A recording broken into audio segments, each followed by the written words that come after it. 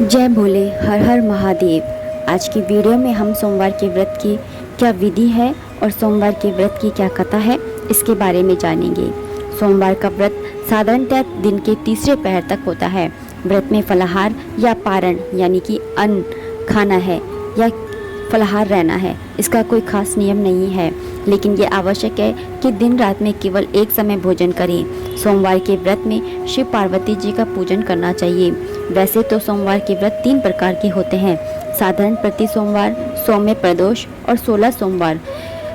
आज के वीडियो में मैं आप लोगों के साथ में साधारण प्रति सोमवार मतलब कि जो 12 महीने सोमवार पड़ते हैं उसको जो व्रत किया जाता है उसे बोलते हैं साधारण प्रति सोमवार। उसकी पूजन विधि और उसकी कथा के बारे में आप लोगों के साथ में बात करने वाली हूँ और उसी की कथा आप लोगों को सुनाने वाली हूँ।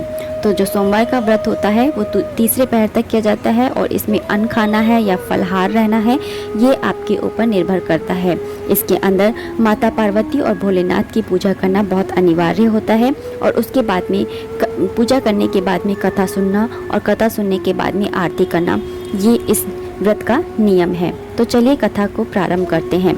एक बहुत धनवान साहूकार था। उसके घर धन आदि किसी प्रकार की कोई कमी नहीं थी, परंतु उसको एक दुख था कि उसके कोई पुत्र नहीं था। वह इसी चिंता में रात दिन लीन रहता था। वह पुत्र की कामना के लिए प्रति सोमवार को शिव जी का व्रत और पूजन किया करता था तथा सायंकाल को शिव मंदिर में जाकर शिव जी के शिव विग्रह के सामने दीपक जलाया करता था। उसके इस भक्ति भाव को देखकर एक समय श्री पार्वती जी ने शिव जी महाराज से कहा कि महाराज, यह साहूकार आपका अनन्य भक्त है और सदैव आपका व्रत और पूजन बड़ी श्रद्धा से करता है। इसकी मनोकामना पूर्ण करनी चाहिए। शिव जी ने कहा, पार्वती, यह संसार कर्म क्षेत्र है। जैसे किसान खेत में जैसा बीज बोता है वैसा ही फल काटता है, उसी तरह इस संसार में जो जैसा कर्म करते हैं वैसा ही फल भोगते हैं। पार्वती जी ने अत्यंत आग्रह से कहा, महाराज, जब ये आपका अनन्य भक्त है और इसको अगर किसी प्रकार का दुख है तो उसको अवश्य दूर करना चाहिए, क्योंकि आप सदैव अपने भक्तों पर दयालु होते हैं और उनके दुखों को दूर करते हैं। यदि आप ऐसा नहीं करेंगे तो मनुष्य आपकी सेवा तथा व्रत क्यों करेंगे?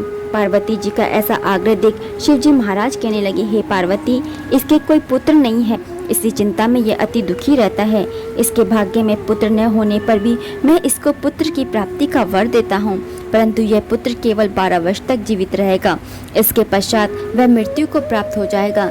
इससे अधिक मैं और कुछ इसके लिए नहीं कर सकता। यह सब बातें साहूकार सुन रहा था। इससे उसको न तो कुछ प्रसन्नता हुई और न ही कुछ दुख हुआ। वह पहले जैसे ही शिवजी महाराज का व्रत और पूजन करता रहा। कुछ काल व्यतीत हो जाने पर साहूकार की स्त्री गर्भवती हुई और 10वें महीने उसके गर्भ से अति सुंदर पुत्र की प्राप्ति हुई। साहूकार के घर में बहुत खुशी मनाई गई, परंतु साहूकार ने उसकी केवल 12 वर्ष की आयु जान कोई अधिक प्रसन्नता प्रकट नहीं की और न इससे उसको न तो कुछ प्रसन्नता हुई और न कुछ दुख हुआ। वह पहले जैसे ही शिवजी महाराज का व्रत और पूजन करता रहा।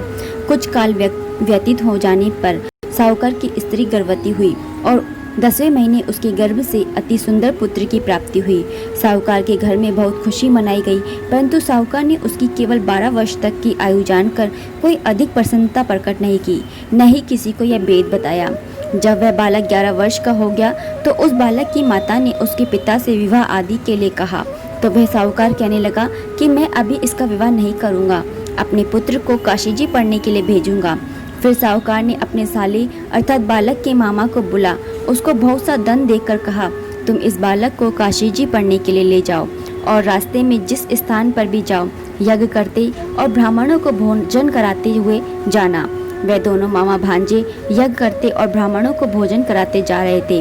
रास्ते में उनको एक शहर पड़ा। उस शहर में राजा की कन्या का विवाह था और दूसरे राजा का लड़का जो विवाह कराने के लिए बारात लेकर आया वह एक आंख से काना था। उसके पिता को इस बात की बड़ी चिंता थी कि कहीं वर को देख कन्या के माता पिता विवाह में किसी प्रकार की अड़चन न पैदा कर दें।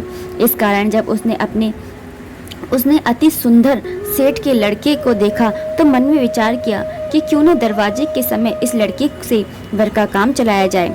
ऐसा विचार कर वर के पिता ने उस लड़के और मामा से बात की तो वे राजी हो गए।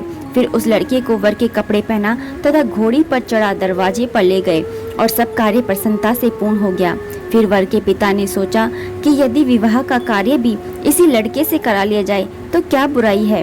ऐसा विचार कर लड़के और उसके मामा से कहा, यदि आप फेरों का और कन्यादान का काम भी करा दें तो आपकी बड़ी कृपा होगी और मैं इसके बदले में आपको बहुत कुछ धन दूंगा। उन्होंने स्वीकार कर लिया और विवाह का कार्य अच्छी तरह से संपन्न हो गया। परंतु जिस समय लड़का जाने लगा तो उसने राजकुमारी के चुनरी के पल्ले पर लिख दिया कि तेरा विवाह तो मेरे साथ हुआ है, परंतु जिस राजकुमार के साथ तुमको भेजेंगे वह एक आंख से काना है और मैं काशी जी पढ़ने जा रहा हूँ। लड़के के जाने के पश्चात उस राजकुमारी ने जब अपनी चुनरी पर ऐसा लिखा हुआ पाया तो उसने राजकुमार के साथ जाने से मना कर दिया और कहा कि ये मेरा पति नहीं है, मेरा विवाह इसके साथ नहीं हुआ है, वह तो काशी जी पढ़ने गया है। राजकुमारी के माता पिता ने अपनी कन्या को विदा नहीं किया और बारात वापस चली गई। उधर सेठ का लड़का और उसका मामा काशी जी पहुंच गए। वहां जाकर उन्होंने यज्ञ करना और लड़के ने पढ़ना शुरू कर दिया। जब लड़के की आयु 12 साल की हो गई, उस दिन उन्होंने यज्ञ रचा रखा था कि लड़के ने अपने मामा से कहा, मामा जी आज तो मेरी तबीयत कुछ ठीक नहीं है। मामा ने कहा, अंदर जाकर सो जाओ। लड़का अंदर जाकर सो गया और थोड़ी देर में उसके प्राण निकल गए। जब उसके मामा ने आकर देखा तो वह मुर्दा पड़ा है तो उसको बड़ा दुख हुआ और उसने सोचा कि अगर मैं अभी रोना पीटना मचा दूंगा तो यज्ञ का कार्य अधूरा रह जाएगा। अतः उसने जल्दी से यज्ञ का कार्य समाप्त कर ब्राह्मणों के जाने के बाद रोना पीटना आरंभ कर दिया। संयोगवश उसी समय शिव पार्वती जी उधर से जा रहे थे। जब उन्होंने जोर जोर से रोने की आवाज़ सुनी तो पार्वती जी कहने लगी, महाराज कोई दुखिया रो रहा है, इसके कष्ट को दूर कीजिए। जब शिवजी पार्वती जी के पास जाकर देखा तो वहाँ एक लड़का मुर्दा पड़ा था। पार्वती जी कहने लगी, महाराज यह तो उसी सेठ का लड़का है जो आपके वरदान से हुआ था। शिवजी कहने लगे, हे पार्वती इसकी आयु इतनी ही थी सो यह भोग चुका।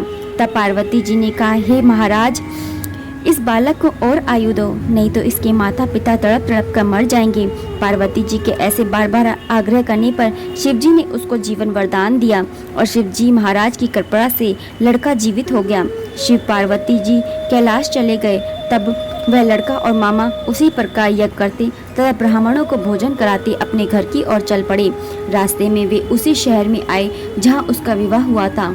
वहां पर आकर उन्होंने यज्ञ आरंभ कर दिया तो उस लड़के के ससुर ने उसको पहचान लिया और अपने महल में ले जाकर उसकी बड़ी खातिर की। साथ ही बहुत दास दासियों सहित आदर पूर्वक लड़की और जमाई को विदा किया।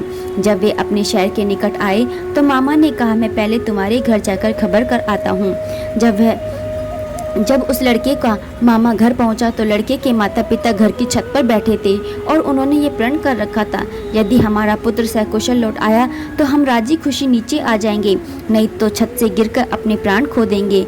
इतने में उस लड़के के मामा ने आकर समाचार दिया कि आपका पुत्र आ गया है, तो उनको विश्वास नहीं आया। तब उसके मामा ने शपथ पूर्वक कहा कि आपका पुत्र अपनी स्त्री के साथ बहुत सारा धन लेकर आया है। तो सेठ ने आनंद के साथ उसका स्वागत किया और बड़ी प्रसन्नता के साथ रहने लगा। इसी प्रकार से जो कोई भी सोमवार के व्रत को धारण करता है अथवा इस कथा को पढ़ता या सुनता है उसकी समस्त मनोकामनाएं पूरी होती है। बोलिए भोलेनाथ बाबा की जय, बोलिए शिव शंकर महाराज की जय। तो इस तरह से कथा जो है वो समाप्त होती है। इसके बाद में आरती गा लेनी है और फिर उसके बाद में भगवान भोलेनाथ से और माता पार्वती जी से आशीर्वाद ले लेना है।